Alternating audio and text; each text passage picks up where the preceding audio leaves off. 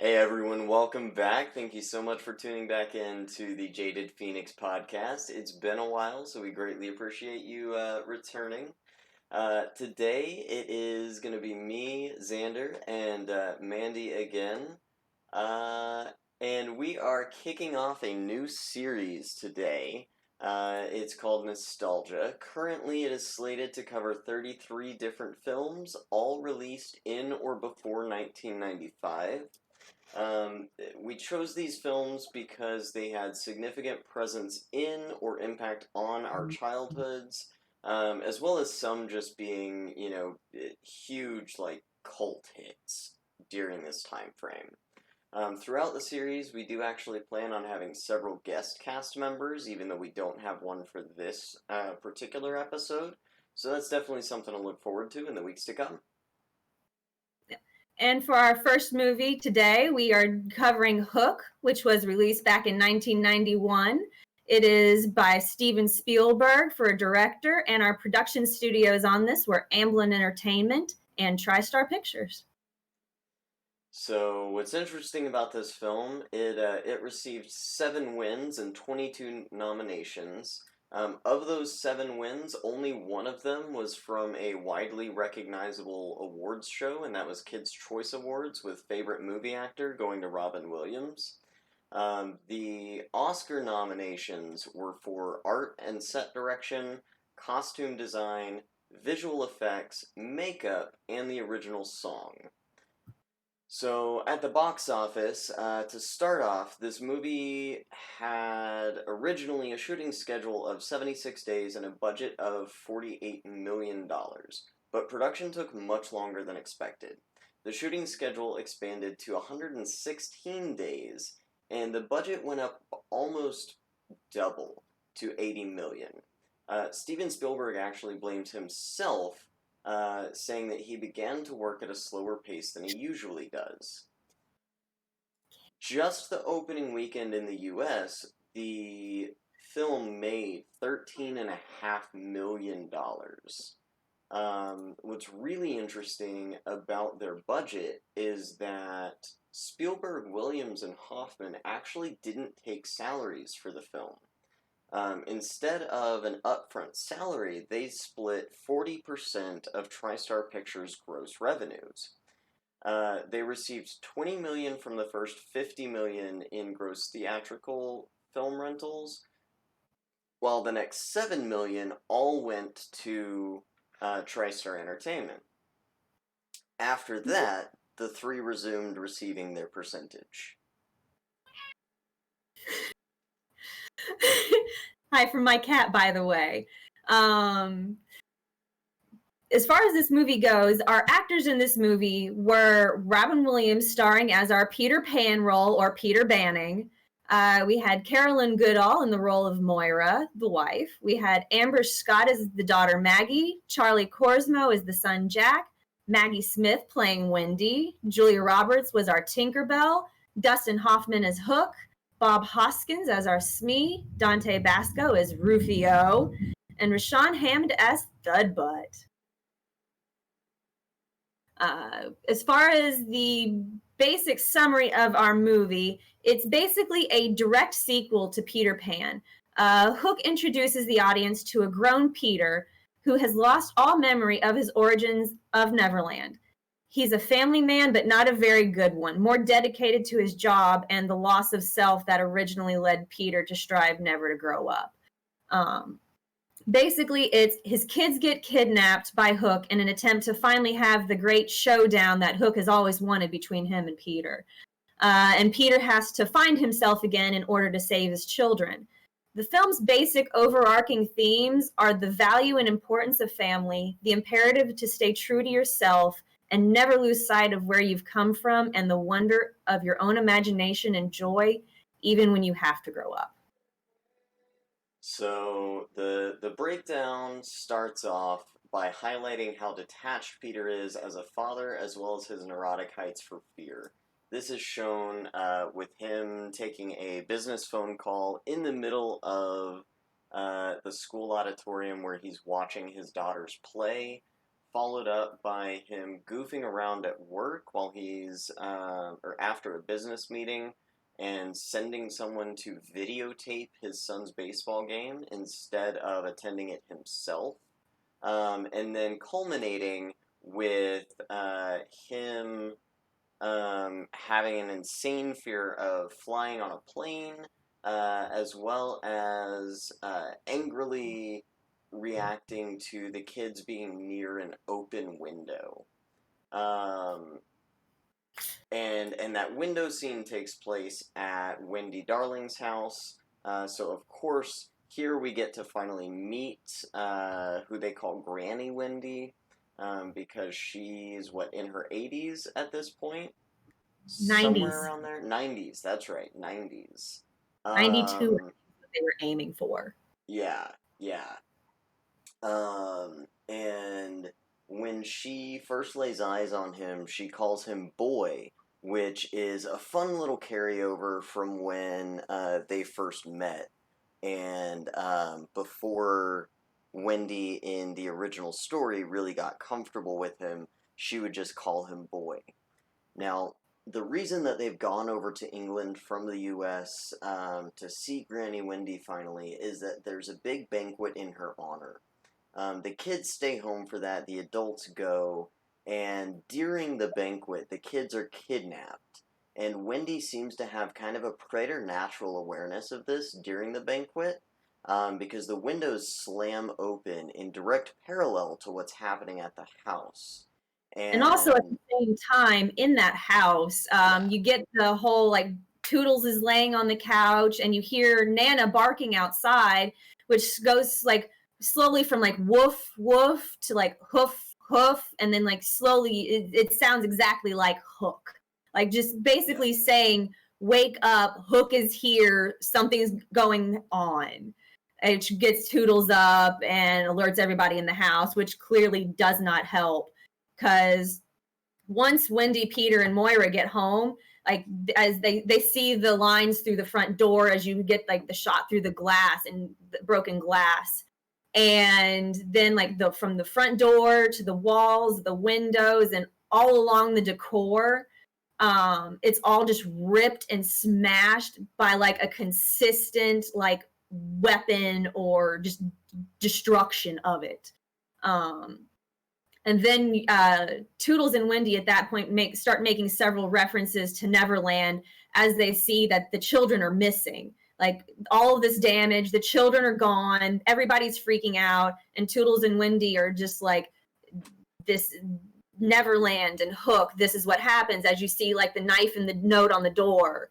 And it's basically alluding to the original story of Peter Pan.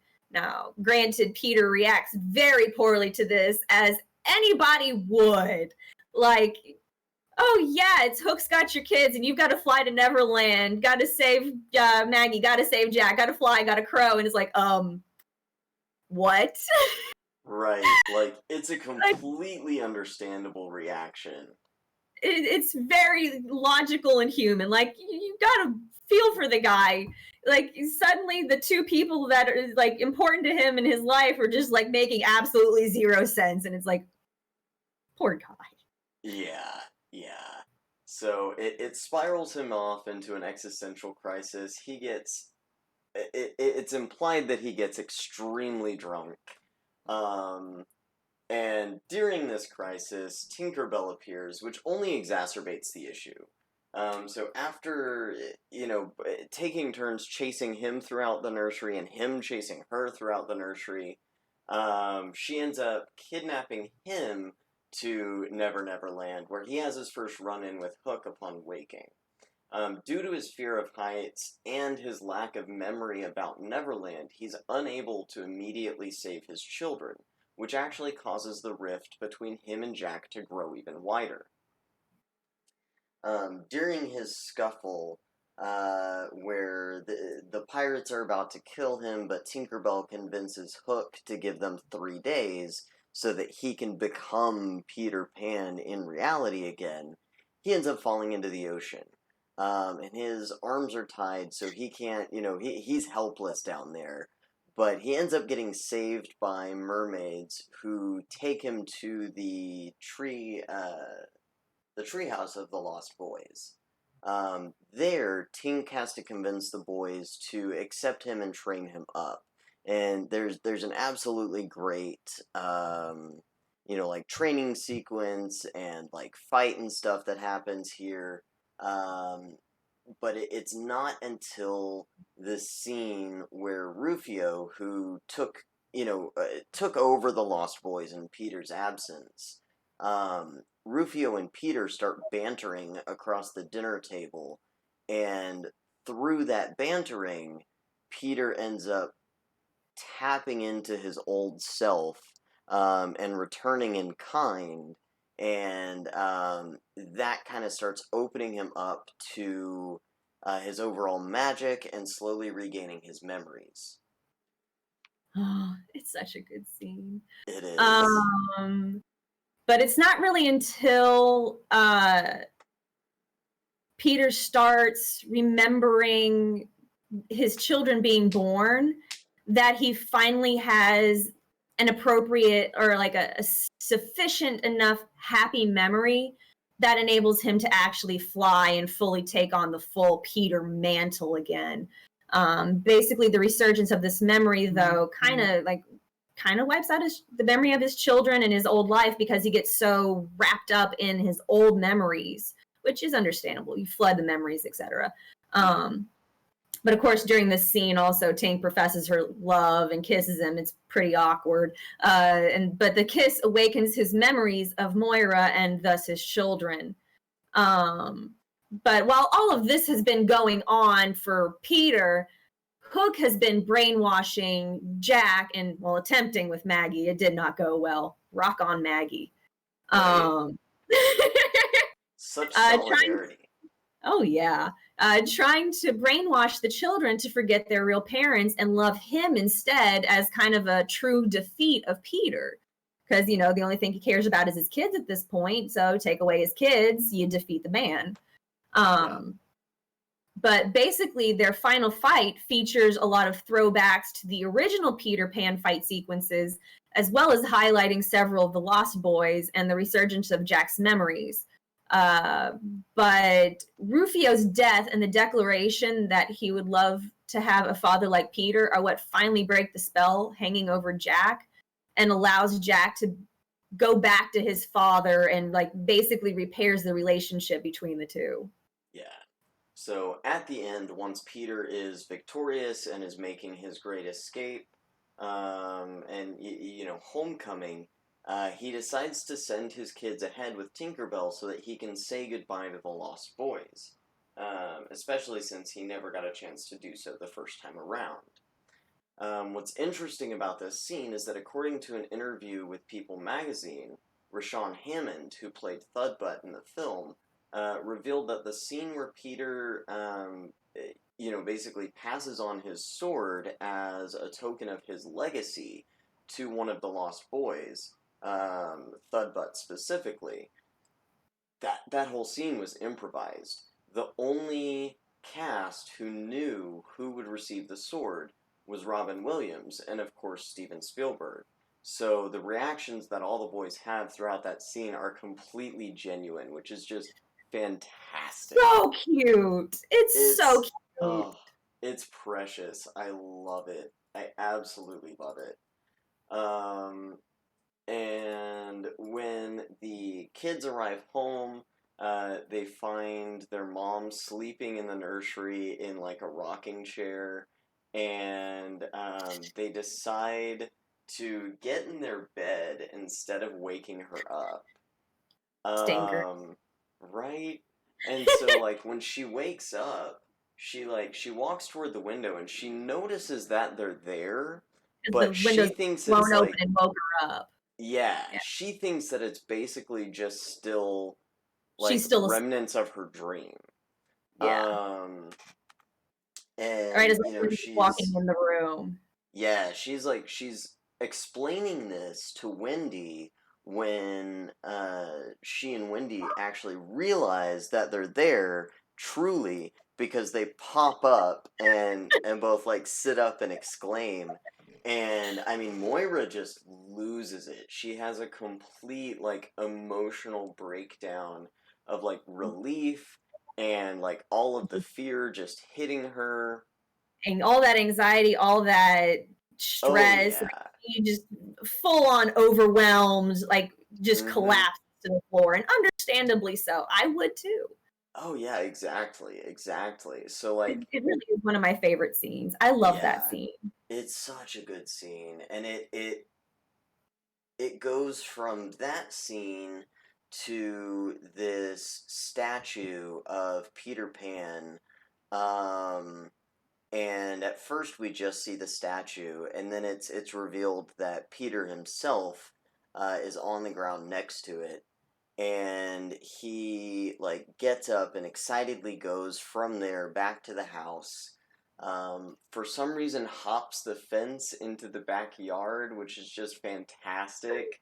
And lands Um, on his face and just like, oh yes, my god, and he greets Nana excitedly. And it's a he like surprisingly giant doghouse. yes. And his phone starts ringing again while he's out there, so he answers it, and he's just I very, whistled very at like, it, by the way. yeah, he's extremely dismissal, or dismissive toward, his work partner in that scene, but it's so great because it shows, that his priorities have shifted, which is fantastic. So he climbs up the drain pipe to get into the window. And he gives Toodles back his missing marbles, which enables Toodles to, fly again. He has a kind of like nostalgic moment with Wendy that shows her that he really remembers.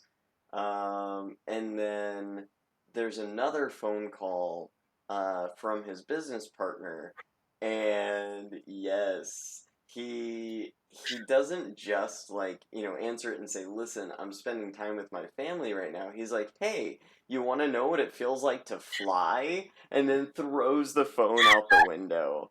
And it's just fantastic. It's a hilarious scene. It's such a good movie. Like, It it is. really is. Um, as far as any like moving on from the story, like as far as any memorable quotes, like because we got to talk about some of these quotes. Oh, Like absolutely. like when Moira and him were having the fight, like right before going to the hospital dinner, and Moira was like, "I hated the deal, but I'm sorry you feel so badly about it. Your children love you. They want to play with you.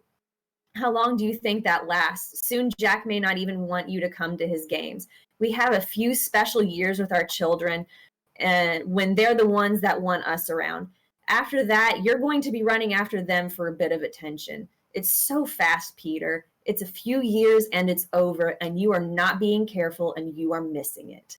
Which is Mm-hmm. basically the entire point of the whole movie. It is he has forgotten what is important in life. It Yeah. is about the people you love and your children, your family, and being there. Because, like, just time goes by so fast and you only get so much of it, and you don't want to just miss it by getting through the day and doing what Yeah. you have to do. Yeah. Like, it's so great. It is. It really summarizes, what the whole theme is and where it sets the tone for the story going forward. The next clip that I really, or the next quote that I really love, is during his initial interaction with Tinkerbell. And again, it's fairly heavily implied that he's pretty drunk for this scene. And at one point, he just explains, "You're a complex Freudian hallucination having something to do with my mother, and I don't know why you have wings, but you have very lovely legs, and you're a very nice tiny person. What am I saying? I don't know who my mother was. I'm an orphan, and I've never taken drugs because I missed the 60s. I was an accountant." Which we almost paused at that point because it was just so well delivered and hilarious. It was so cute and so true. Like, it was the perfect, appropriate, like, ridiculous reaction. Like, when It you're drunk and was. like something fully unbelievable is happening, that's probably about how I'd react. Mm-hmm. Like, yeah, this is totally real. What's happening? Yes. Another great one is when Hook is talking to him at once they get on the pirate ship, and he's like, is it you, my great and worthy opponent? But it can't be. Not this pitiful, spineless, pasty, bloated codfish I see before me. You're not even a shadow of Peter Pan. Which basically is all about, again, he's forgotten himself. He's not in touch with who he is. Right. And you know, even Hook notices it, and he's just like, this is pathetic. I can't fight this. Yeah. And he not only acknowledges, you know, Peter's loss of self, but he goes on to say, you know you're not really Peter Pan, don't you? This is only a dream. When you wake up, you'll just be Peter Banning, a cold, selfish man who drinks too much, is obsessed with success, and runs and hides from his wife and children. Which again highlights his, you know, negative shift in priorities. Yeah, he forgot what was important. But I love that at the end, like, he does make that full turnaround. So when Wendy is like, so your adventures are over, and Peter's like, oh no, to live would be an awfully big adventure. And it just it solidifies the living in the moment and enjoying the people that you love in your life. It's living is such a big thing. Like, not just death is the only great adventure left. It's no, life is such an adventure. Right. You gotta and I that. think absolutely, and like I think it also goes to say somewhat that, you know, it's not just those big successes that matter. It's not just the big adventures. Like, life is the big adventure, so get out there and live it. Mhm. You know, it doesn't have to be all ambition and drive all the time. Carpe the fucking And exactly. Carpe the fucking diem. So, you know, obviously we love this movie. A lot of people absolutely love this movie. What's interesting though is that critics actually really didn't enjoy this film. Out of 65 reviews, Rotten Tomatoes shows that only 29% of those 65 actually gave it a positive rating. The average rating was 4.73 out of 10. Yeah, not great at all. Which actually kind of mirrors Bicentennial Man, which is interesting. Because there's a lot going into it. And It's a surprisingly deep movie. yeah. And one of the comments that Rotten Tomatoes makes is the look of Hook is lively indeed, but Steven Spielberg directs on autopilot here, giving in too quickly to his sentimental syrupy qualities. Which I don't know that I agree with that. Now, Not at all. this movie was not originally made for, you know, children and for a family-friendly theme. And I think that they still didn't really market it quite as such. No. And given the cast of the film, it's not surprising that critics would have expected a more serious and, you know, technical approach to it. But in the end, it really did end up being a family film. So compared to other family films, I'd have to say that he didn't really give in too much to his sentimental and syrupy qualities. Not at all. Like, I would argue that E.T. is more syrupy and sentimental. Tea though. Yeah. But yeah, audiences on CinemaScore gave the film an average rating of A minus. So that's a much better rating than the critics actually gave. And I think that that speaks considerably more to the film's true value, because when it comes to family films, critics do tend to really trash on them. Yeah. But even Steven Spielberg himself admitted to being disappointed with the final result of this movie. He had such a hard time working with the rebellious crew of young actors that he later said, only somewhat kiddingly, that the experience made him wonder if he wanted to have any more kids. He also felt guilty that he wasn't able to find an economical method to film the many complex human flight sequences in the movie. However, after Robin Williams' death, Spielberg says that he is now thankful that he made this movie, as that was how he met Williams and the two of them became good friends. Yeah. Yeah. So, moving on to other technical aspects, there's a lot of really great acting in this film, which, of course, is to be expected given the cast that they have. Yeah, we had such a great cast. But my favorite scene was just so much when Moira had her breakdown when the kids returned.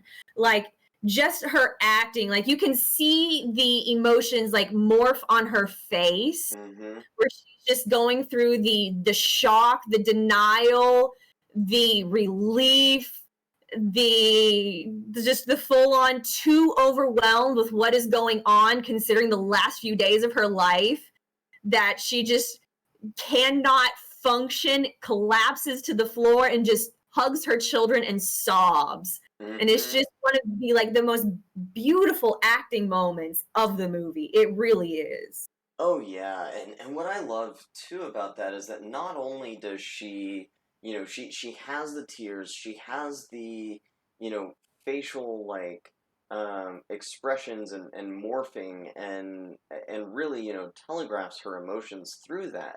But she also got so into it that her face gets red, like it does when you have a truly cathartic cry. And that's just incredibly, incredibly impressive to me. It was a great acting scene. She did really well. It is. And then, I mean, it almost kind of seems redundant to touch on Robin's drunkenness during his initial interaction with Tink. But for one thing, it's not overdone. He's not a swaggering drunk. He's not an angry or, aggressive or anything like that. He's just, it's like, okay, he's not quite there. He's lost his children. He's losing his mind. And this is his, I need something to keep me sane at this moment as my children are gone. Exactly. Like, I was a little drunk too while I waited for the cops to do literally anything. Yeah, like, I feel like it is the most realistic and relatable drunk scene that I've ever seen in a film. Yeah, it is a very appropriate drunk scene for a PG movie. It is, yeah. And they do take their moments to add humor into that scene. But the humor doesn't detract from the emotional turmoil that he's going through during that scene. I do not believe in fairies. Every time someone says, I do not believe in fairies, somewhere there's a fairy that falls down dead. I do not believe in fairies!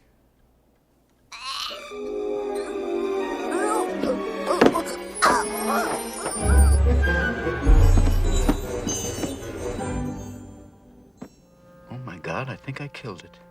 And you can see that as he's being dragged out of the house, inside this parachute that his daughter made him, so that he wouldn't be terrified on their flight back home, which is just, it's so beautiful. It ties things together so well. It was a great detail. Yeah. Which then we also need to talk about Jack's emotional journey during the final battle, because this kid went from being gaslit and brainwashed by Hook. Like, oh, your parents didn't love you, that you were just a burden, but I love you, and you're totally my son. And the kid is like, well, yeah, this guy went to my baseball game. He made a baseball game for me. And there was death. Let's not even get into the trauma as a child. But, right. But then during the beginning of the final battle, at that point, he's fully under the spell of Hook. And then he sees his dad being an amazing dad, coming to rescue him. And he's made this incredible transformation. And Robin Williams' character being all, you are my happy thought. You are what Yeah. makes me happy in this world. And then he sees him, and Jack is just like, and then with ending with Rufio saying, I wish I had a father like you. You see Jack going, oh my God, I have a good dad. This man is my father. And it's Yeah. just like, for a kid, like that was incredible. Like you actually see the emotions and like the comprehension on his face, and it's just, mwah. Oh yeah, and it's not all at once either. Like it's a gradual, who is this man? Wait, do I recognize him? Don't I know him? He's my father, but this isn't like him. He's fantastic. I love him. Like it's this very steady growth and it Which he then, basically has Stockholm syndrome at the start, and it's yeah, him coming out of that. and then the small And side note is when they do get back to the nursery, and Peter gets back to the door, and he's like, "What have I told you about keeping this window shut?" And you see that temporary return of old Jack in that mhm. one little flash, and then Robin's like, always keep it open, and then you see that relief again, and he's like, "Oh yeah, this is my cool dad." Yeah, yeah. It just so talented. Like not many kid actors could have pulled that off. No, no, But it's wonderful. speaking of, that fight and how they went through all of the different emotions, like interspersed throughout all of that is fantastic fight choreography. And you see this ability to choreograph throughout all of the Neverland scenes. You Not only start adults, off. but children being choreographed. Like Oh that's a lot yeah. of patience and work. Hell yeah. Like it's not remotely surprising to me that the film ended up taking 38 days longer than they expected. Like there's a huge cast of kids and you're asking them to do complex coordinated choreography as well as remembering lines, performing things correctly.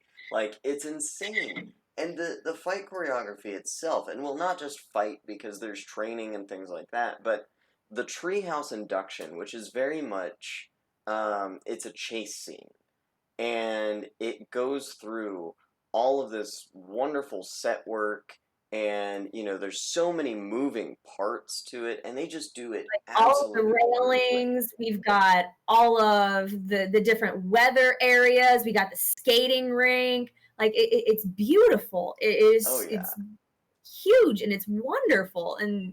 Uh and I love them running around and chasing him. Oh, not you. yeah, yeah, so good, so good, So cute. And he's just and freaking. oh yeah, and then the actual training sequence, it's not just, choreographed in terms of, fight choreography and things like that, but like they have it timed to this like musical chant that the kids are doing. And so it's almost a musical number that they're doing a training montage in. And it's so It's so cute. And then of course you see Robin Williams' face throughout the training montage, and he's just like kill yeah, me now. This is awful. yes. He is He definitely in his 40s and out of shape. Oh yeah, he goes from like hesitant to what is happening? Just see him by the end of it like drenched in sweat and ready to die. Yeah, and starving. Starving. But then we reach the final fight, and this is the most impressive bit of choreography in the whole thing because you have what A massive set. probably oh yeah, like and probably over 100 actors in that scene. And a Um, good chunk of them are children. Yeah, like you've got actors and children fighting, or adults and children fighting each other. You have, all of these little choreographed sections, and then you have the highlights, which are primarily Rufio and Peter with Hook. And interspersed in that, you have the aforementioned emotional journey that Jack goes through. The fencing is just absolutely superb, Mm. and the way that they navigate through and around all of the battles and skirmishes going on around them is just mind-blowingly talented. It's so complex and it's so like detailed, and it's a lot of work, and they would have had to have done it so many times. Like Mm-hmm. it's impressive. It is. It is.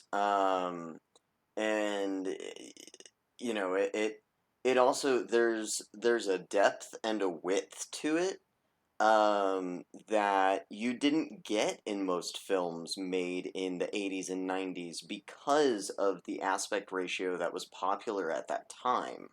But for this film, so for those who aren't in the know, generally back then, film was still uh, shot in the 2.35 to 1 aspect ratio. Um, and then when they would go to export it, it would be cropped to 2.20 to 1 aspect ratio, which is why with those old films there are two versions of the film that you can watch, which is the full screen and the widescreen.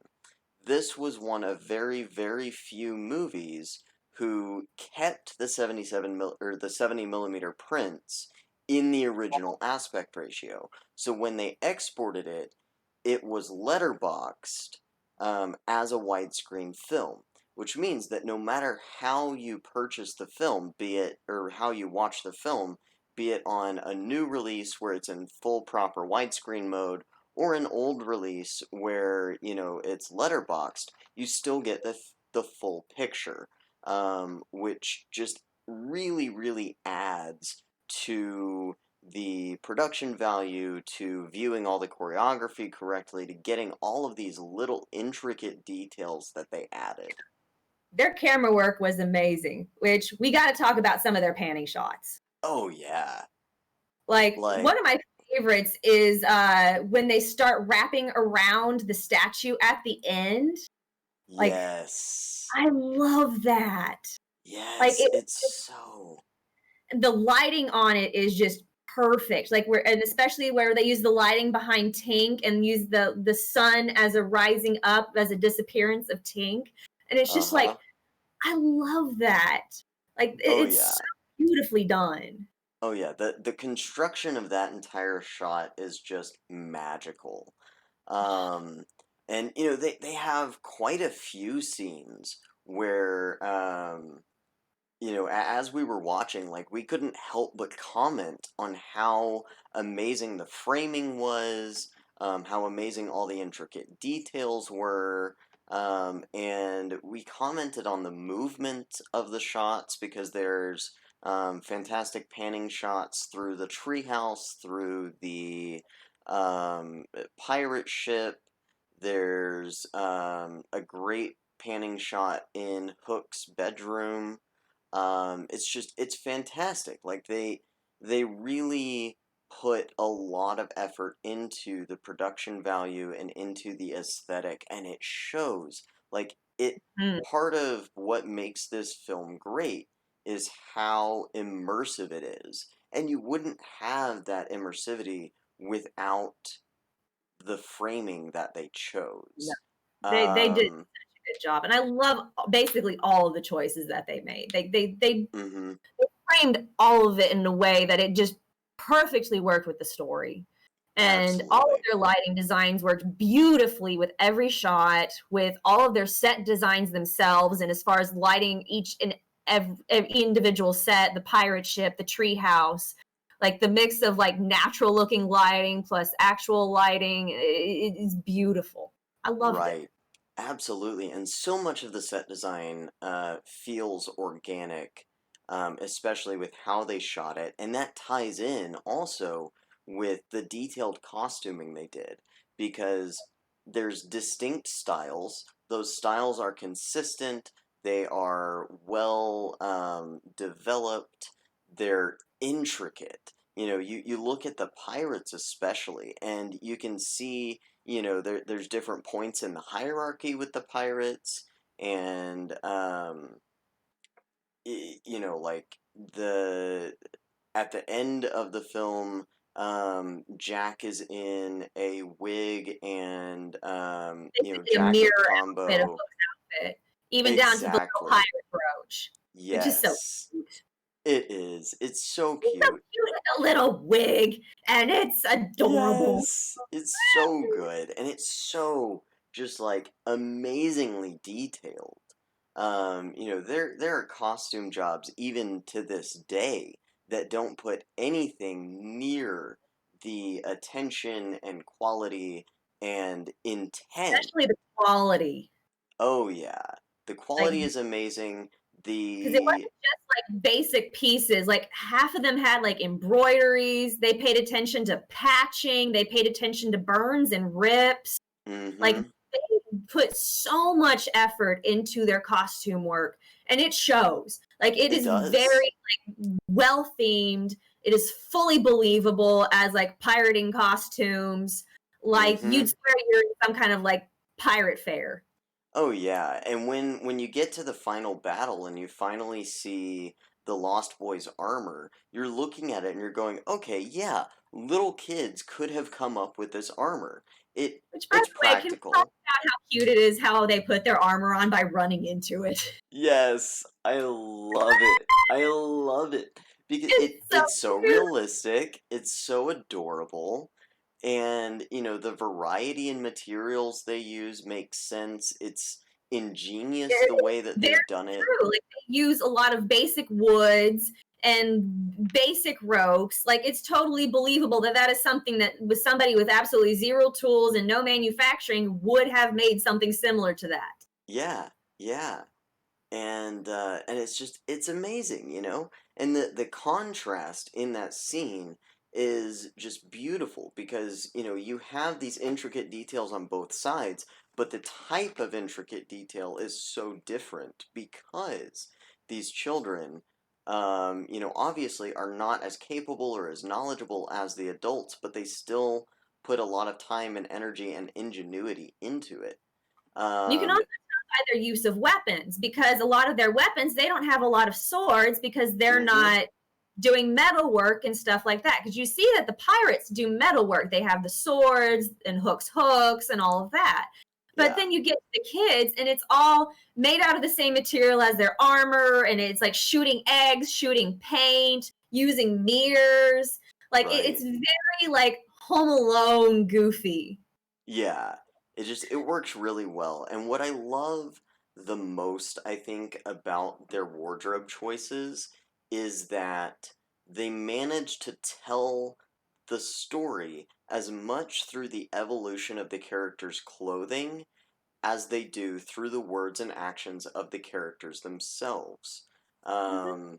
You see uh, Peter go from this stuffy, accountant, old man, grumpy, to Lines in his, his face, clearly downtrodden, all of that. Like you like a yeah, true adult.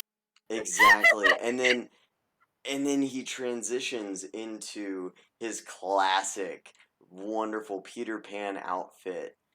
Like a very And tight looking face, very childish looking. Like you can tell they like yes, tried their best to like make him look younger absolutely. And you watch, when they his body. yes, they did shave his body. For anybody Um, curious, this is one of the Robin Williams movies that they shaved him down for. which is just great. And I love with Jack's costuming, he has even more costume change. I think he has the most in the whole movie. Um, because Right. yeah, because like once he enters Neverland, obviously he's in, his pajamas at And first. original and his baseball uniform. Yeah, and then they And get him in the full Hook get up, and then throughout his like shedding off of the Stockholm syndrome, he's also taking pieces of that Hook costume off until he ends up back in his baseball uniform. And so along with the emotional journey that you see on his face, you just see that like the literal casting off right alongside the figurative casting off. And it's which just, is a beautiful thing of storytelling. It is. It is. It's just so It's using ingenious. the costume as part of the storytelling. It's just always a beautiful thing when you can do it right. Yeah, for sure. For sure. So, some interesting, like, little facts and details about the makeup and wardrobe before we move on to set and prop design. So, because, so a couple of things. So, because Julia Roberts insisted on being barefoot for all of her scenes as Tinkerbell, they ended up having to create an assistant whose sole responsibility was cleaning her bare feet because she was in the air and her Just feet were extra. visible. Oh yeah, so extra. So extra. Oh, it's cool though. It But I do is. like that they used a more like basic and tomboyish outfit than something wildly elaborate that would have been more like her cartoon version, which would have it would have ruined the aesthetic. It would I, have. I do like the choice they made there. I appreciate that choice of hers. I agree. I agree. Which also, if we're talking about other little things as far as makeup and wardrobe, I gotta talk about the mermaids because Yes. underwater scene. Of course, the hair makes sense. It's a wig, whatever. But their makeup, because not only did they have that beautiful, like shiny, reflective makeup, they had also like the jewels adorning all around, and it Mm-hmm. all just stayed perfectly. The Yeah. color was clear through the water. Like the camera work on it was as beautiful as like the makeup and wardrobe. Like it was Oh, such a great scene. Like It I love was. how they did that. And you know, it for that scene alone, I can understand why they were nominated for makeup in so many awards shows. But additionally, you know, you had the crazy eyebrows on Dustin Hoffman. Um, His mustache. yes, so good. And they made a really interesting choice. At one point, his wig comes off, and he's like balding. He barely has anything there. It's all gray, It shows his and and you that know, he it plays shows his age. Yes. And then additionally, like we commented when we were first, you know, when we first were introduced to Wendy, how little Maggie Smith has changed over the years. But then when we were doing our research for the podcast, we realized that she was 56 when they filmed this, and they actually used makeup effects to age her up to 92. And nailed it. they absolutely nailed it. Like the fact that we were both like, "Oh my god, she barely looks any different." She And hasn't most of aged that like was makeup. it's because she aged 40 years. Yeah. Ugh, but Just still, amazing and beautifully Maggie. done. Maggie Smith. We love you, Dame Smith. We love you. There's a reason you're a dame. Mm-hmm. And then we've touched a little bit already on set design. But you know, There's there's we haven't four actually talked areas. about the actual set design itself. Right. There's four main scenes that we really want to talk about. Which the first main scene that we really want to talk about is the set design of the nursery. Yeah. The For transition. yes. It's so first of all, it's a warm and welcoming and just like lived in nursery. There's A lot of lot of wine, a lot of pastels. It's very warm. It's very inviting. it is. And like there's a lot of intricate details to it, but the details that exist are not, you know, it's there are two ways to do an intricate nursery. There's the method where you end up with a space that's not very kid friendly, but it's extremely aesthetically appealing. And then there's a way that you make those details in spaces that are still kid friendly. And that's the way that they went with the nursery. Like it's a space that I could see kids growing up and always reminiscing about because it's so warm. Yeah. You can tell it's definitely like a grandmother's house, but you can tell it's a child's room. Like Mm-hmm. it's got old school toys and like doll houses and stuff like that. But at the same time, it's got like the more modern furniture, with like the new bedding and stuff like that. And you've got, Exactly. but at the same time, you've got things like the little tent in the middle of the room. You've got like the little hook latch on the door. You've got the pirate cabinet in there. Like they Oh put yeah. so much effort into it, and especially like the wallpapers and everything having like the Mm-hmm. Peter Pan designs. Like they put so much effort into referencing the original story Oh that yeah. it shows beautifully in the set design. It And not only does. that, but they put like so much detail into little spaces. They fully used up every bit of space that they had, and they didn't do it in an overwhelming way. And they did it beautifully. I love it. It's great. They did. It was truly masterfully done. And it just that level of attention, not just to detail, but also to setting the tone of the scenes that will exist in that set, carries into the pirate ship.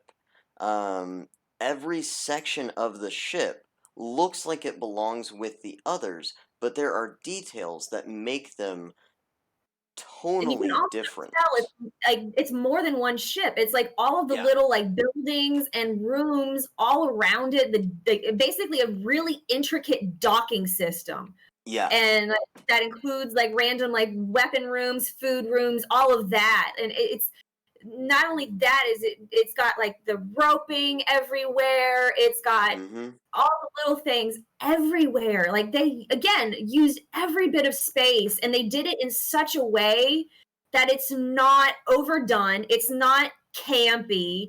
It's Right. like I think we commented on it multiple times that I want to spend a day on this set. It would be so Yes. fun.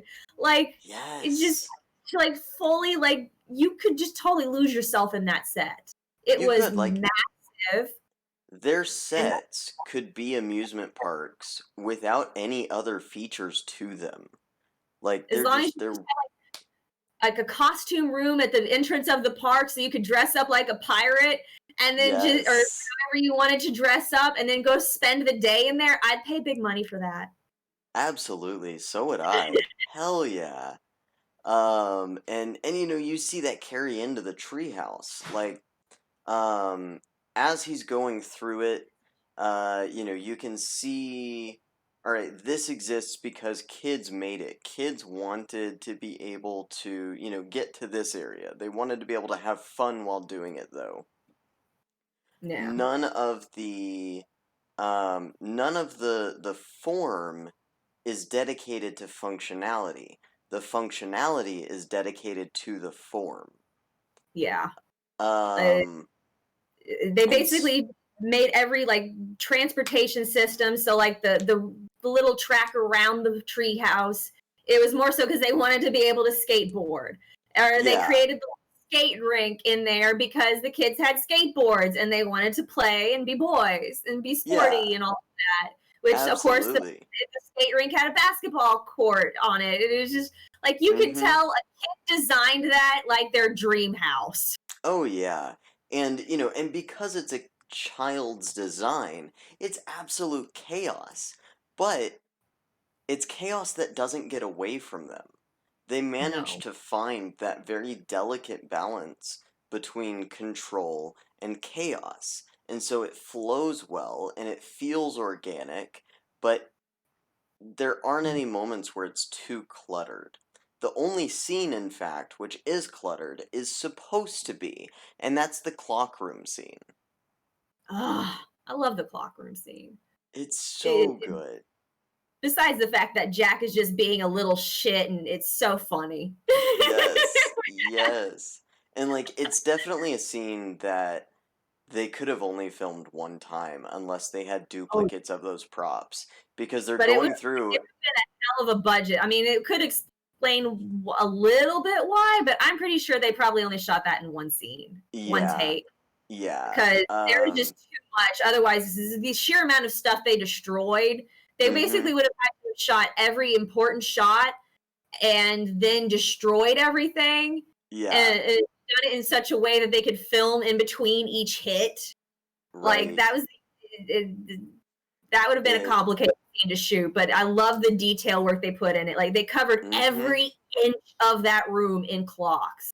And there were not even Yes. just every inch of the walls, but just clocks hanging from the ceiling, clocks scattered around the floor. Like it was just clocks all over the place. They were using clocks as a table to smash the little watch. Like it, Yeah. So good. and then of course it goes into sound a little bit there. Like they just kind of also overwhelm you with like the sound of the clocks and everything like that. Mhm. It just really adds to like the chaos of the scene. And then speaking of random shots, just get a little bit more on set design before we move on to sound, actual sound. Um, One shot in particular I do want to talk about is the shot in Captain Hook, where Captain Hook first gets his hook for the first time. Yeah. I love, and I think I talked about it already once, but I love the shot itself. Like it's just that black screen. All you see is his hand out, like the Mhm. just the base of it, and then you see the hook, and then you see like the flash fireworks, and then it goes back to black, and that's the only introduction you get to Hook at that point, and it's just so well shot. But the one fun fact that I love about that is that had to be done in one shot because the flicker effect that they used to achieve was using a rare single-use flashbulb, which of course are hard to get. They're expensive and they're Yeah. not easy to use. No, So like, especially in the late 80s, early 90s. oh yeah. So, but I love the fact that they went through the effort to achieve that exact effect by using that. Mhm. And like that was how they decided to like introduce him, not actually showing him, but showing that it is about the hook. Yeah. And the way they did the lighting around it, it was just it was perfect. Yeah, It was. absolutely. It's such a great Absolutely. scene. It's such a great shot, and they pulled it off very well. They did. They did. And there's a lot of moments in the film where they take these opportunities to put in these tiny little details that just add to the depth and the flavor. Such as when Granny Wendy is telling the children the story of Peter Pan. She's holding this book, and it happens to be the first edition version of J.M. Barrie's novel. And you can see that because it has an olive cover, the golden gilt design on the front cover, and that book was actually printed in 1911 as the first novelization of Peter and Wendy. Which is just so awesome. And good God, can you imagine how much money they either A, spent on that, or the sheer amount of effort they would have had to have gone talking to museums to get a hold of that book? Oh yeah, Because that thing is probably hella expensive and hella probably expensive. heavily protected if it's not Oh yeah, actually theirs. yeah. Um, Another little fun one on set. We got in 2018 in an interview, Spielberg told Empire that he felt like a fish out of water making Hook. I didn't have confidence in the script. I had confidence in the first act and I had confidence in the epilogue. I didn't have confidence in the body of it. And he added that I didn't quite know what I was doing, and I tried to paint over my insecurity with production value, admitting the more insecure I felt about it, the bigger and more colorful the sets became. Which, honestly, I think it kind of worked. Yeah. He had confidence in it, but adding those bits of color to all of like the warm tones It was Mm-hmm. like the perfect balance, especially like the food fight scene. Oh Like we're in yeah. all of those bright colors. Oh god, that's so much fun. And again, Yes. how much that would have sucked for the cleanup crew, and again, also probably only a one take shot because Oh, for mess. sure. Like, so messy, so messy. And, you know that that scene could not have been choreographed. You had to just, like, the first bits of it were, and then everything else was just, all right, kids, enjoy your chaos. And it's Not great. the most of it would have been Robin had to have jumped on the table so he could have done the coconut scene. And that would Right. have been the only scripted thing. Is like have fun, and then at the end of it, stop when Robin gets on the table. Yes. It's so great. And then a final Robin point. had so much fun in it. Like once he got into it, and his face just like that's kind of when you can see that they changed his look to be a little bit younger Oh, because yeah. he really got into it and started actually using his imagination. Yeah. Well, and you see, the one of the things that people love about Robin Williams' work is that his body language is so expressive. And up until that point in the film, he barely expressed with his body. He was very rigid, and I mean, granted, keeping himself rigid is a form of body language and expression, but See you Bicentennial see Man. him open up and you see it change, and it takes like 15, 20 years off of him, which is Oh yeah, just beautiful. it was um adorable, and his it hair. was, yes. uh and one last fun little Easter egg in there. There's a poster above Moira's bed at Wendy's house. And it's the Beatles movie A Hard Day's Night, which came out in 1964. Phil Collins, who I think we mentioned before, played the inspector, who took on the um, Kid's case took on of their being, case. but he kind of was Yeah, really dismissive of it. Whatever. Anyway, Beatles. right, Beatles. Um, Phil Collins was actually one of the kids in the audience during the performance toward the end of the movie A Hard Day's Night. In addition to that, 1954. yes. In addition to that movie poster, um, at the end of the fourth side of the Beatles' White Album is John Lennon's Good Night. That segues into Golden Slumbers, which was taken directly from the first edition of Peter Pan. So it's Which just is a just fun little, like, triple homage. tie-in there. Yeah. It's a great little like circle of like references. I love it. As far as sound design goes, this was John Williams' score music, which Yes. obviously like iconic. Is Yes. everybody can basically pick out the hook. If you've listened to film scores ever, it's one of the most common. It's such a Mm-hmm. great song, and just like true John Williams fashion, it was really well done, and you love it. You just perk up when you hear it. Yeah. But two little fun tidbits we've got.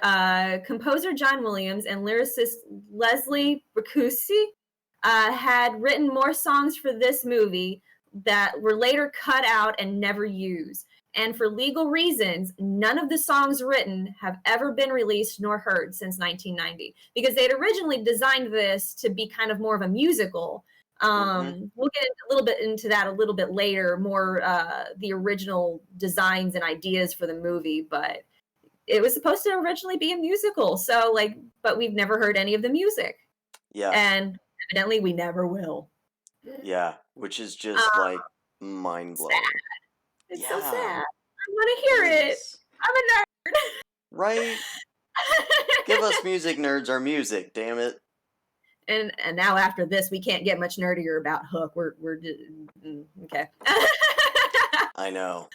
One more tidbit was back in 1985, Williams and Bricusse also worked on Hook as a stage musical. Again, more songs. But the project was scrapped after about 10 songs were written. And the only song from the play that made it into the movie was when Maggie was singing When You're Alone. However, many of the play's themes appeared in Williams' incidental music. Yeah. And I love the incidental music. It's not overbearing. Yes. They, there's just the general background scoring, which, if you took it out of the film, you would definitely feel that it was missing, but you don't notice it during the film. Yeah. And it which all is adds very well. Like you yes. they all add to the fantasy and the emotions really well. They picked a lot of great background music, and of course none of it's really like distracting, so Right. it's very well set in the movie. Mm-hmm. Yeah. And while we're getting into trivia, we've got to talk about some of the cameos. So, We gotta do it. We gotta do it. Come on, come on. yes. So, okay. One of the most surprising things to us as we were doing the research for this was how much Carrie Fisher was involved. So, there's a scene where some pixie dust ends up getting sprinkled over this couple who's kissing on a bridge, and that couple was Carrie. Yeah, yeah, yeah. That couple was Carrie Fisher and George Lucas. Like, what? So they're Why? kissing on a bridge and spinning up. It wasn't just some background image. It was actually Carrie Fisher and George Lucas, which is just so great. It is. Like, I did this movie enough. Now I have all this Carrie Fisher hook trivia, and I'm just beside myself. I know. Okay, and not only was she in that, but Spielberg's original prototype for Tinkerbell was Carrie Fisher. And because of that, she ended up doing some rewriting and editing on the final draft, and it's not credited, but in autobiographies and in interviews, it has come out that was the case. Hey guys, Carrie Fisher wrote some of Hook. 10 out of 10 would recommend. Oh, heavily. But according to a 2019 bio of Carrie Fisher by Sheila Weller, first assistant to director to Bruce Cohen, reported that Fisher was mainly hired to polish Tinkerbell's lines, though she did other things as well. One exchange of dialogue Cohen credits to Fisher are the lines when Tinkerbell says, "You know that place between sleep and awake, that place where you still remember dreaming? That's where I'll always love you. That's where I'll be waiting." Yeah. And that was Carrie Fisher. That's her line. Yeah, and honestly, it's arguably the best line that Tinkerbell has. It really is. Like, it just puts her in this, like, it creates such an imagination and, like, an emotion. Mm-hmm. And I love the way she describes it. Yes. Yes. That's so great. I love it. But as far as other cameos go, one of my favorites, the pirate Gutless. Yes. Glenn Close dressed as a man. He goes in the boo box. Yes. So that is actually Glenn Close, which is awesome. She's in like full pirate makeup and beard. Yes. And it's so cute. I love her. She's like, no, not the boo box. Not the boo box. Don't do it. I don't want it. Please, please, please, please, please. It's so great. It's so great. It's so great. It is. And I love that she took on the role just to be a pirate, and that was it. Yeah. Like, yeah. Like, okay, sure. I'm okay with this. Yeah. And then we mentioned Phil Collins is the police inspector who takes on the kid's kidnapping case. Well, he was on set for 2 days to film the cameo, and he was really concerned in an interview later that some of that some of the movie's publicity seemed to, imply that he was actually more of a star than he was. And so he thought that people were going to think that they cut out a bunch of scenes because he just wasn't good enough, which is hilarious. Yeah, But Phil he also, good enough. right, exactly. And he also mentioned in, I think it was a different interview, that Dustin Hoffman was so meticulous about like getting his his role and about just the overall encompassing theme, that he was present on set for 2 months before they started filming his scenes, simply so he could get immersed in the role. Yeah, talk about method acting. Right. Well, and I mean it makes sense because his character is almost omniscient. Like Hook knows all of and references all of these events that he wasn't there for. They're things that happened in Earth. And at one point Jack is even like, how do you know about that? So, Which goes to show that he's been keeping tabs on Peter for Peter's entire life, even though he doesn't right. really know it's Peter. Yes. Yes. But that wasn't the only those aren't the only cameos. No, we definitely have more cameos. Another one of my favorites is the pirate at the beginning when he first wakes up in the pirate ship. The pirate that tries to steal his shoes. Ooh, I like them shiny shoes. That's Jimmy Buffett. Yes. Which, you just gotta love it. Which he also, again, had a cameo in Jurassic Park. Not Jurassic Park, Jurassic World. Yes. So, like, it continues with the theme of, like, Spielberg movies and stuff. Oh, yeah. Spielberg loves his cameos. And then this one is not entirely a cameo because it's, an actual, like, role. But Gwyneth Paltrow's second film, was actually in this. She played the young Wendy who first meets Peter. Yep. And then also Dustin Hoffman's 3 kids were in this as well. His youngest son played 5-year-old Peter Pan. His daughter played Jane in the play at the beginning of the movie. And his oldest son played a Little League player in Jack's baseball game. Yeah. So we had all of Dustin Hoffman's kids in there. Absolutely. I love it. And speaking of Dustin Hoffman and children, at one point his former co-star Jon Voight asked him if he could bring his children, James Haven and Angelina Jolie, to the set because they were dying to meet Captain Hook. And yes, which is just adorable. And Hoffman was like, yeah, sure. And he even met them in costume. And Angelina Jolie at the time was 16. And he described her as a tall, thin, gawky-looking girl with a mouth full of braces, which just strikes me because it's so far from what you, like, think of when you think of Angelina Jolie. Yeah, like, yeah. Yeah. So cute. Yeah, and Jolie told him that she was going to be an actress too, and Hoffman goes home to his wife and is like, I don't think this kid has any idea what a tough road she's got. And I mean, she probably didn't, but at the same time, like, hello, look at how well she's handled it. She has. Like, she has definitely made a name and a career for herself. And I love her. Yes. Now, the actor who played Smee, Bob Hoskins, he would sometimes alleviate on-set stress by singing various versions of the Lionel Richie hit Hello, by including the lyrics, Hello, is it Smee you're looking for? Which I just love. It's so cute. Like, it's so adorable. Like, you can tell he's a lot of fun. Oh, yeah. Speaking of other on-set stuff, let's talk about Julia Roberts.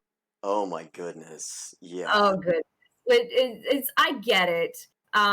Evidently, the entire cast and crew nicknamed her Tinker Hell because she was difficult to deal with and a reaction to her working conditions of solitude and green screen. Because with the exception of the clock scene, where she's the one scene where she's a big person, Every single one of her scenes, she is filmed in solitude, no other actors. It's all green screen.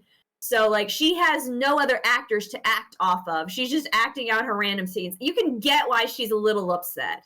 Like, I get it.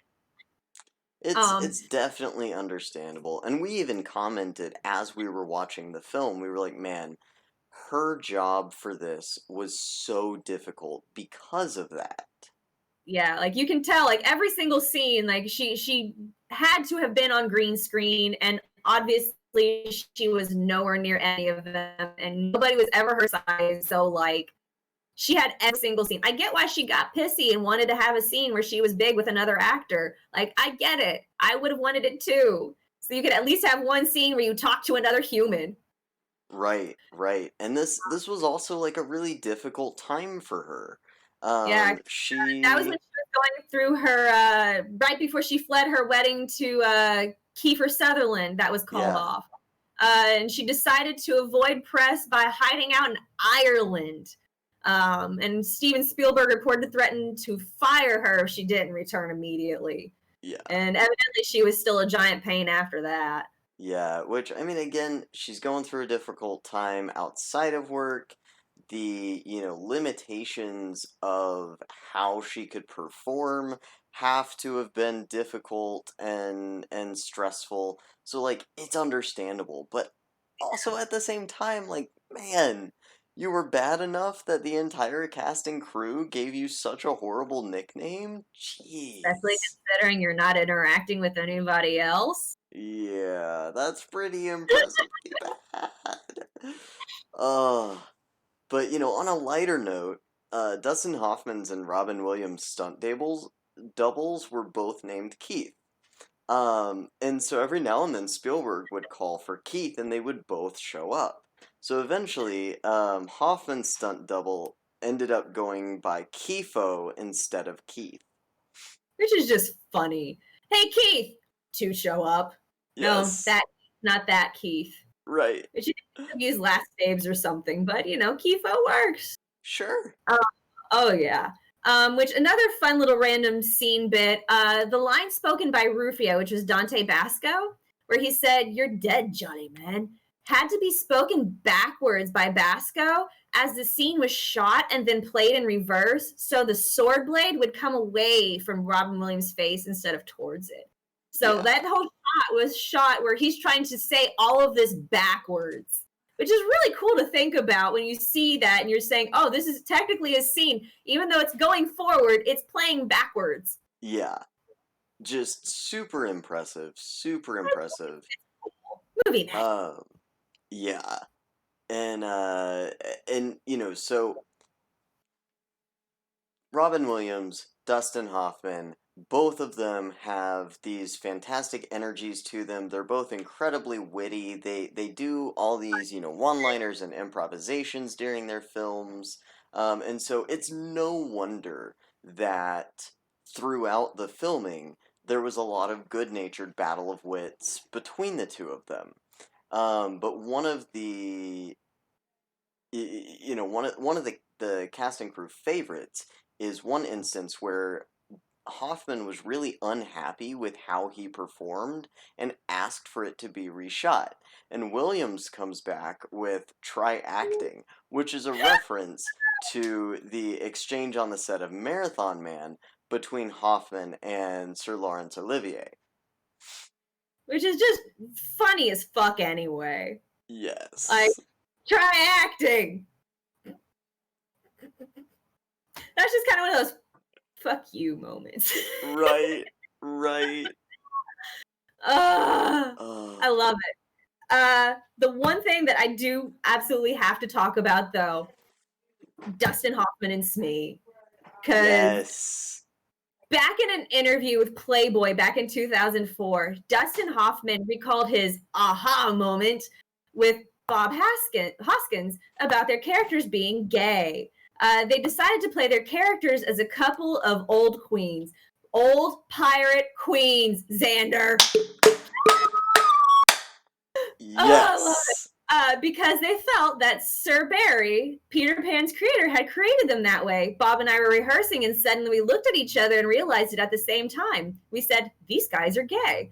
And it was fun. Suddenly we rehearsed it that way, which you see a little bit, especially when he's like the kill me, and they're like on the chair, and like he sticks his his fingers in his earwax and does his mustache. Like, yes. If that's not old queen behavior, I don't know what is. Right. Well, and he practically straddles his legs.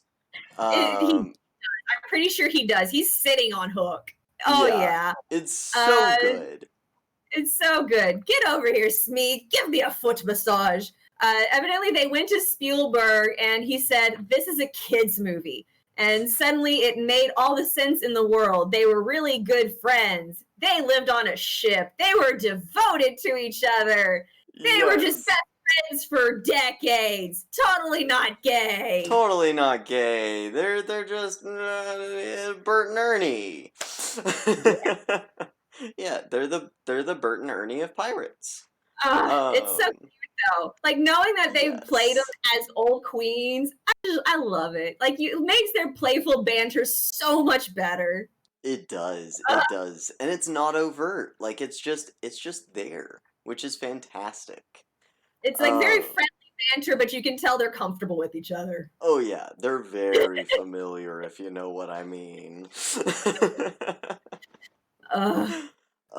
But you know, there were also great moments, or a lot of great moments in here with the kids. You know, because you're always gonna have these like little moments when kids are involved because they're precocious, they're inexperienced, they're adorable, and one great moment, Too Small, who's the tiniest lost boy, looks at Peter and says, "Welcome back to Neverland, Pan the Man."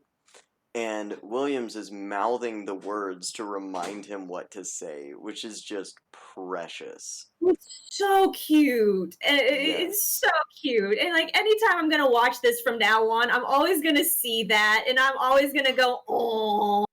Yes. And just a little personal note about that quote too. So because of that quote, my dad calls me Zan the Man all the time.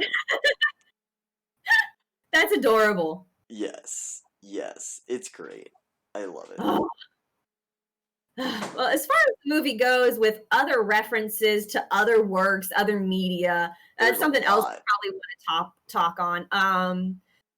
Like when Peter first sees Tinkerbell in the nursery and she crashes into the dollhouse and falls, he keeps calling her Little Bug, which is a reference to his character in the movie Fern Gully, The Last Rainforest, the cartoon, where Robin Williams played the character Batty. And Batty's character always called the main character, who was a fairy, Krista, Little Bug. He's like, oh, you're a strange little bug. So that's such a cute reference. There's so many references to other Robin Williams movies in this movie, and I love it. Yes, and actually, I think that the Fern Gully, I think Fern Gully is referencing this, because didn't Fern Gully come out in 92? I don't remember off the top of my head. I think it did, yeah. Yeah, so Fern Gully was actually referencing that scene rather than the other way around, which just makes it, you know, extra fun. That it really is. And we'll be covering Fern Gully during this series as well, so we'll make sure to remind you of that when we cover it. I love Fern Gully. But another reference again to a Robin Williams movie is in the scene where Mr. Smee is waking up the pirates. He shouts, "Good morning, Neverland," which is a direct reference to Good Morning Vietnam, which came out in 87. Additionally, Toodles references Dead Poets Society when he shouts "Seize the Day," calling back on Williams's Dead Poets Society character constantly telling his students to carpe diem, which means, in Latin, seize the day. I love it. I love Dead Poets Society. Ah, Yes, it's so such a good good. movie. And even Good Morning Vietnam was still a good movie too. Like I Oh love yeah, Williams. Like just it's just, and I love it, and I love that he they love to was reference Robin Williams movies in Robin Williams movies. Like it's movies yes, within movies, and it's nerdy references. And if you're a Robin Williams nerd, it just adds to the fun of it. it Oh, does. I And love it. and not only are there references to outside works, but there's a ton of homages to the original book. Oh, definitely. Like the line of when the first baby laughed for the first time, the laugh broke into 1,000 pieces and they went skipping about. That was the beginning of fairies, which in this movie is recited by Granny Wendy and Maggie Banning. In the book, though, it was spoken by Peter to Wendy in one of the Yeah, different chapters. yeah. And then at one point, Wendy is talking to Peter, and she says, "I can't come with you. I have forgotten how to fly. I'm old, Peter, ever so much more than 20. I grew up a long time ago." And in the book, um, she she says that to him as well. So it's a direct draw from the book. Mhm. Additionally, at one point in the final conflict, Hook says, "Strike, Peter, strike true." But in the book, it's actually spoken by Toodles to Peter in chapter 6. Yeah. And also, when Peter and his family arrive in London at the start of the movie, Peter tells his children first impressions are the most important. In the book, Peter tells the Lost Boys, look your best, first impressions are awfully important when they first enter the house they built for Wendy. So it's a little cute little homage, but not exactly at the same spot. Yeah, yeah. And during their final confrontation, Hook says, "Peter Pan, prepare to meet thy doom." And he responds with, "Dark and sinister man, have at thee," which is almost directly taken from the book's chapter 15, in which Hook says, "Proud and insolent youth, prepare to meet thy doom." And he responds again with, "Dark and sinister man, have at thee." Which also, speaking of the duel between Peter and Captain Hook, the part where Hook says, thus perished Peter Pan, this is a flip of the original line of thus perished Joss Hook, which is from like the chapter 15. Peter's line in the movie is to live will be an awfully big adventure, refers to a line in the book where Hook says to die would be an awfully big adventure, which is also taken from the Mermaid's Lagoon. Yeah. This line from the book is also reflected in the scene where Captain Hook tries to commit suicide when he tells Smee, death may be the only big adventure I have left. Yeah. So lots of little like intricate tie-ins. And then they also allude quite clearly to the trend in most live action movies and stage plays where because they're using all adults, it's actually a woman who plays Peter Pan, so that there's that lithe figure and higher pitched voice. And so, to allude to that, at the play in the beginning of the movie, Peter is played by a girl who has her hair pulled up in a bun. Which, by the way, can we comment real quick on the fact that those kids at the play at the beginning of the movie are cute as fuck? I Oh don't my ever god, want to grow up. yes. Right? They're so adorable. Cute. Yes. And one quick thing on other media is that there was actually a video game based on the film and bearing the same name, which was released for the Super Nintendo back in '91. And then the game was also released for additional game consoles back in '92. But there's actually video games Yes. Yes. for the super So, nerd. absolutely. And we might have to play that at some point and kind of come back to it a little bit. But there's actually a surprising amount of inspiration, That separates detail. from the story. Yeah. Yeah, yeah. So the names of Peter's children were probably not chosen at random. The name Jack is a common nickname for the name John, which is which in German is Hans or Hansel, and the name Maggie is a diminutive of Margaret, which again in German is Gretel. Which is Yes. by the way, just side note, David Bowie also did turn down the role for Captain Hook, which is also pretty cool. Yeah, like it's Speaking crazy. of random almost cameos. Yes. But speaking of Captain Hook, there's definitely one thing I gotta talk about, which is the story behind Hook. Oh my God, this is my favorite part of the research. I did not know this, and it is my new favorite thing, and I absolutely love it, because evidently the character of Captain Hook was inspired by Reverend John Mayer, a preacher at St. George's Parish in East Sussex. At first glance, Mayer appeared to be a small-town reverend who happened to have a hook in place of his left hand. He told everyone that he lost it in a coach accident. No one had any reason to doubt his story until a man named Smith came to town and revealed that Mayer had lost his hand in his previous career as a fucking pirate. Right. Ugh. And apparently Mayer had a pretty successful career until he decided to strand his partner, Smith, in the Caribbean, return to England, and become a man of the cloth. Which is just fucking hilarious when you're not Smith. And evidently, Smith tracked down his old friend and set out to blackmail him. The pressure was too much for Mayer, and paranoia drove him mad.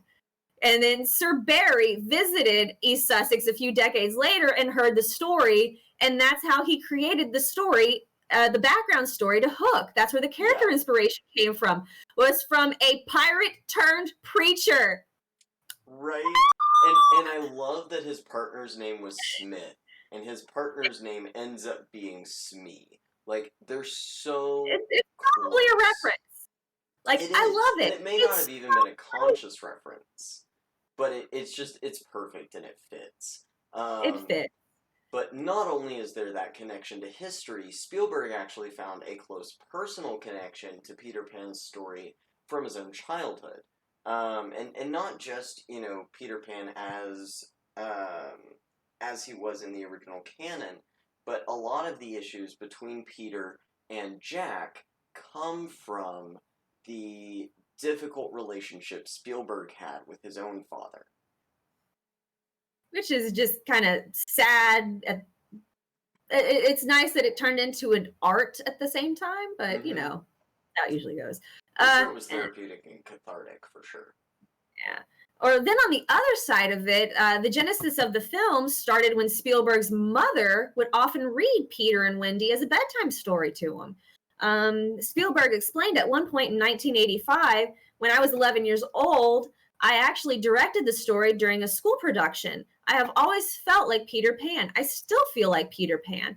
It has been very hard for me to grow up. I'm a victim of the Peter Pan syndrome, which it's kind of cool. Like, he uses the art to express himself and a story at the same time. Mm-hmm. Which it grows. Like, it has that personality to it. Absolutely. And he wasn't the only one with a personal connection. The writer, James V. Hart, says that he actually had a lot of inspiration from his own son, Jake, who one day asked him what would happen if Peter Pan grew up. Which is really cool. Yeah, it's a really cool, like, personal touch. It explains, some of where it came from, and I love it. But, it completely removed from, personal touches. A fun little fact is that the word bangarang, which you hear a lot throughout the movie, bangarang, yes, yes, it's Jamaican slang for uproar, disorder, or disturbance, which fits the Lost Boys so well. It's so cute. And again, going back to the whole thing of it was originally meant to be a musical. Spielberg originally slated this movie to be a musical as a vehicle for Michael Jackson back in 1983 after Jackson expressed an interest in starring in it and contributing to its soundtrack, which would have been awesome. Yeah. Hook with Michael Jackson music, it would have totally changed the thing, but it would have been pretty cool, you gotta admit. Oh, yeah, for sure. But Spielberg instead decided to focus on Indiana Jones and the Temple of Doom, which was 1984, and shelved his Hook project until 1989 when pre-production began. Oh, God, I love that. Which, another just fun little side note outside of, like, all of this, is back at the beginning when Peter and his family fly over to London, they're flying on a Pan Am airline, which I just gotta say, Pan Am went out of business back in December of 1991, on December 4th, actually, which was exactly 1 week before the movie released on December 11th. So, like, Pan Am was out of business a week before the movie. Right, which is just wild to think about. It's like, wild. It's funny. Yeah, like, they had to have been Pan Am's last big business driver. Like, it's amazing. But another little, like... It didn't even make it to the movie. Yes. Like, God. But another fun little, like, tie-in with other things in the world historically. This was one of only 2 films released in December of 91 to feature the lines "Second Star to the Right" and "Straight On Till Morning." The other one... Yes. The other one was the 6th Star Trek film, The Undiscovered Country. And as many of you know, I love Star Trek, so that little fact just absolutely tickles me. It's a great movie. There's just so much to it. Like, researching this movie, I learned so much that I did not know about Hook. Like, especially all the Carrie Fisher stuff, or like the Hook scene that I love, like where he gets his hook and like the lighting and that like shot. Like, there's just so much. And it's so rich, and you don't expect it until you do all of this research on this film. And it's just like the cameos, the design work, the inspirations, the references, and it's just you gotta nerd out. You do. It's mandatory. But, well, I do think that we've nerded out enough for today. Which I know it's difficult to say that like, threshold exists, but, I think it is time to wrap up. So, other places that you can find us, JPS is able to be found on Facebook, at facebook.com/JadedPhoenixStudios. You can catch us on Twitter, at JadedPhoenixSTU. We even have a Patreon, which is patreon.com/JadedPhoenixStudios. Instagram is going to be the same. It's at JadedPhoenixStudios. And we have a Vocal, which we occasionally post written reviews of movies on, and that is vocal.media/authors/jaded-phoenix-studios. You can find me on Fiverr.com at fiverr.com/ZanBQuinn. I also have some things posted on Vocal, which is vocal.media/authors/Zander-Quinn. Twitch, I'm Zanby Quinn. I do a lot of streaming on there. Definitely come check me out. I'd love to speak with you guys.